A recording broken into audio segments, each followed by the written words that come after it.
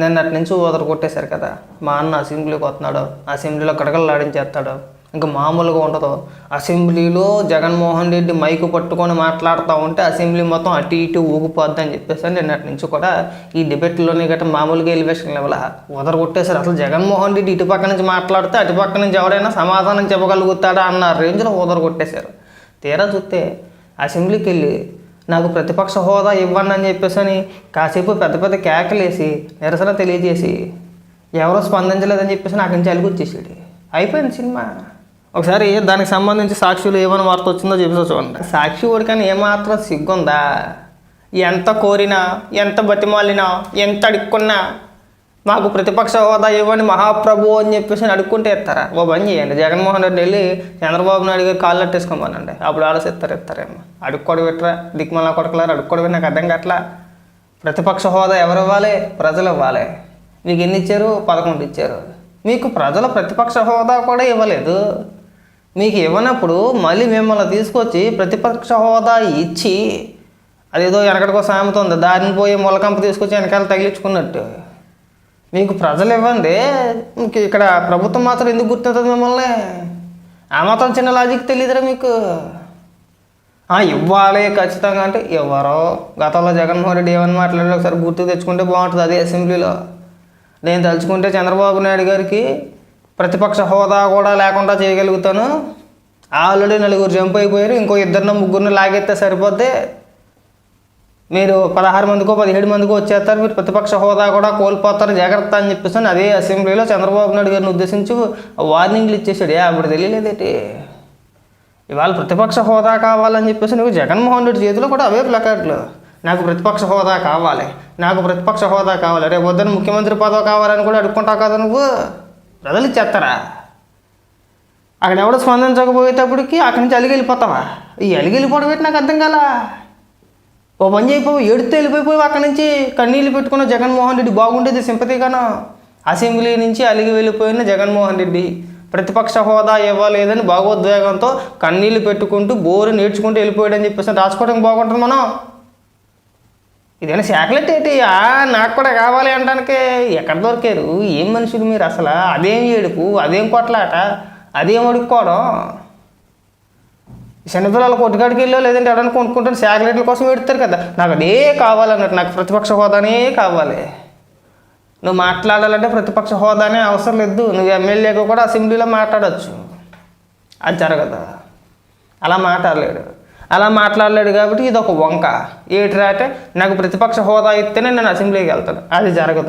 అది జరగదని తెలుసు, వీడు మాట్లాడలేదని తెలుసు. మనం మాట్లాడలేమని చెప్పేసి నలుగురికి బహిరంగంగా చెప్పలేం కాబట్టి ఏదో ఒక వంకే అడ్డేసి నాకు ప్రతిపక్ష హోదా ఇస్తేనే వెళ్తానంటాడు. ఒకవేళ ప్రభుత్వం పెద్ద మనసు చేసుకుని పోన్న ఎడుతున్నాడు పిల్లోడు, మరీ మారం చేస్తున్నాడు, ఏదో చిన్నపిల్లోడు చాక్లెట్ కోసం ఎట్టాను కానీ చెప్పేసి సరే ఇస్తాంలే తగలాడు అన్నారు అనుకో, అక్కడికి వెళ్ళిన తర్వాత స్పీకర్ కంటే ముందు నేనే మాట్లాడతానంటాడు. చంద్రబాబు నాయుడు గారు అంటే ముఖ్యమంత్రి కంటే ముందు నేనే మాట్లాడతానంటాడు. ఆ ముందు మాట్లాడేసి ఒక 10 నిమిషాలు ఒక అరగంట పెద్ద పెద్ద కేకలేసి టామ్ ధూమ్ ఢీమ్ అని చెప్పేసి నాకు నుంచి పారిపోయి వచ్చేస్తాడు. అయిపోయింది అదే అంటాడు. ఇంకా కనీసం సిగ్గుపోడు ఇప్పటికైనా సరే. మరి చిన్నపిల్లల లెక్కలు చేయమాకు. అసెంబ్లీకి వెళ్ళు అంగను ఇంకా నన్ను ఏదో ఆ గవర్నర్ గారు ప్రసంగం వింటావేమో అని చెప్పేసి నేను అనుకున్నా. అసెంబ్లీకి వెళ్తున్నామంటే చేతిలో కార్డులు అట్టుకుని వెళ్ళిపోయాడు. నాకు ఇవ్వండి బాబు నాకు ఇవ్వండి బాబు అనుకుంటాను. సిగ్గు సెరవ లేని వ్యక్తి నన్నటి నుంచి వదలగొట్టేశారు. పులిహోర సింహం సిట్టెలిక ఎలకతోలు అని చెప్పేసారు. ఏమీ లేదు అక్కడ డొల్ల. అలా వెళ్ళి ఇలా తుర్రుని వచ్చేసాడు అంతే, ఆదరేపించుకోవడానికి. మళ్ళీ 6 నెలలు ఎలా పోతే సస్పెండ్ చేస్తారు కదా, అందుకని చెప్పేసి భయం మాట. అబ్బా ఫ్లకార్డు పట్టుకుని ఎలా తిరుగుతున్నాడు చూసాడా, ఇలా పట్టుకొని తిరిగేస్తున్నాడు. నాకు ప్రతిపక్ష హోదా కావాలి, నాకు ప్రతిపక్ష హోదా కావాలి. అలా ఇవ్వరన్నా, జనాలు ఇవ్వాలి. నీకు ఇస్తే జనాలు ఇవ్వాలి.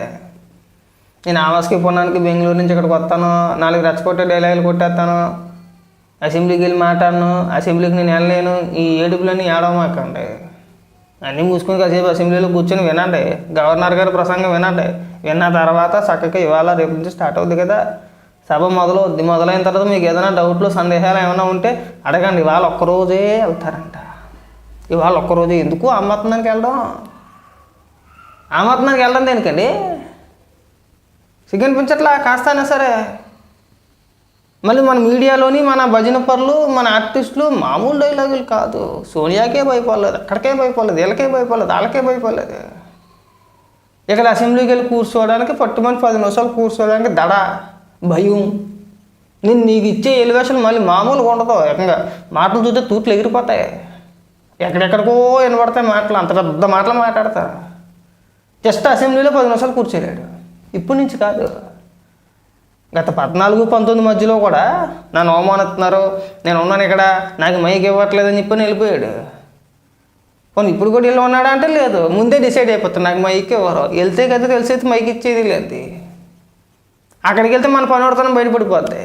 ఎందుకంటే అన్నకి ఏదైనా స్క్రిప్ట్ ఇచ్చి ఒక 4-5 గంటలు కూర్చోబెట్టి అది చెప్పించి మళ్ళీ దాన్ని రికార్డ్ చేసి దాన్ని నీట్గా కట్ చేసి బిట్ల కింద కట్ చేసి దాన్ని అంతా కూడా ఆ రికార్డెడ్ లైవ్ ఒకటి ఇస్తేనే కానీ అన్న మాట్లాడలేడు. అన్న ఇప్పుడు లైవ్లో మాట్లాడంటే మన వల్ల అవ్వదు, మనం మర్చిపోతాం, తొత్తం అమ్మమ్మ అంటాం, దొరికేద్ది. మన కార్యకర్తలే మన ముఖం తుప్పుకు నువ్వుసేస్తారు, ఏట్రా బాబు ఇలా మాట్లాడుతున్నాడు ఇది అని చెప్పేసి అనుకొని అసెంబ్లీకి వెళ్ళి మాట్లాడలేకపోతున్నాడు.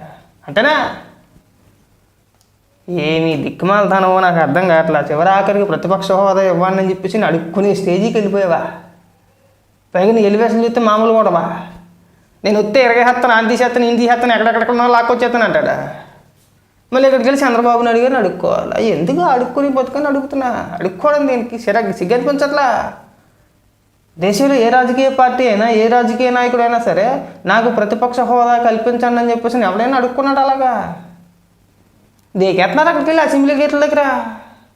చిచ్చి నీకు ఇచ్చే ఎలివేషన్లకి నువ్వు చేసే దిక్కుమాల పనులకి అసలు ఎక్కడ సంబంధం లేదన్నా, కొంచెం కూడా ఎక్కడ సంబంధం లేదు. నీకు ఎలివేషన్ ఇవ్వడం బొక్క నన్ను అడిగితే. ఎప్పటికైనా మీ పేటీఎం కార్యకర్తలు తెలుసుకోవడం మంచిది. అన్న దగ్గర ఏమీ లేదు, అంతా డొల్లా. అన్ని ఎలివేషన్లు తప్పితే అన్న డైరెక్ట్గా పీకిది పొడిసిది ఏమి ఉండదు. చూశారు కదా, ఆ మాత్రం నిరసన తెలియజేయడానికి 11 మంది ఎమ్మెల్యేలు కాకుండా ఎమ్మెల్సీలు, ఎమ్మెల్సీతో పాటు కొంతమంది ప్రజా నాయకులు ఒక 100-200 మందిని తోడెట్టుకొని ఏదో పెద్ద మొత్తం అయితే అలా అక్కడ దాకా వెళ్ళేటప్పుడు నిరసన కార్యక్రమాలు తెలియజేసి అలా వెళ్ళి ఇలా వచ్చేసాడు. అయిపోయింది. ఇప్పుడు అసెంబ్లీలో లేరు, వెళ్ళిపోయారు. ఇంటికి వెళ్ళిపోయాడు అప్పుడే. ఆల్మోస్ట్ ఈ బాడీ దగ్గర తాడేపల్లి కొంపకి వెళ్ళిపోయి ఉంటాడేమో. మరి ఆ మొత్తం దానికి వెళ్ళడం దానికి ఆదరేపించుకోవడానికి, అనర్హత వేటి పడకుండా ఉండడానికి ఆదరేపించుకొని వచ్చేసేవా? ఆ మాత్రం నిన్నటి నుంచి సాక్షులు వదలగొట్టేస్తున్నారా? సిగ్గనిపించట్లా కొంచెం కూడా? ప్రజా సమస్యల పట్ల కనీసం అసెంబ్లీకి వెళ్ళి ఒక 10 నిమిషాల పాటు మాట్లాడలేని నువ్వు ఆ దిక్కుమాలతనాన్ని కన్నా రాజకీయ నాయకుడిగా చాలా మంది అయిపోతున్నావు. ఈ లడ్డు సమస్య గురించి ఏదైతే కల్తీ వ్యవహారం ఉందో కనీసం దాని గురించి అయినా సరే అసెంబ్లీలో మాట్లాడండి సార్. అసెంబ్లీలో మాట్లాడండి. మీకు ఏదైనా ప్రశ్నలు ఉంటే, మీకు ఏదైనా సందేహాలు ఉంటే, లేదంటే మీరు సిబిఐ క్లీన్ చిట్ ఇచ్చేసిందని చెప్పుకోతున్నారు కదా, అసెంబ్లీలో మాట్లాడండి. ప్రభుత్వం సమాధానం చెప్పుద్ది. ప్రభుత్వం దగ్గర ఏమైనా ఆధారాలు ఉంటే వాళ్ళు కూడా అక్కడ స్క్రీన్ మీద వేసి, మీరు గతంలో వేసి చూపించేటారు కదా స్క్రీన్ మీద, అలా వేసి స్పష్టంగా చూపించే ప్రయత్నం చేస్తారు.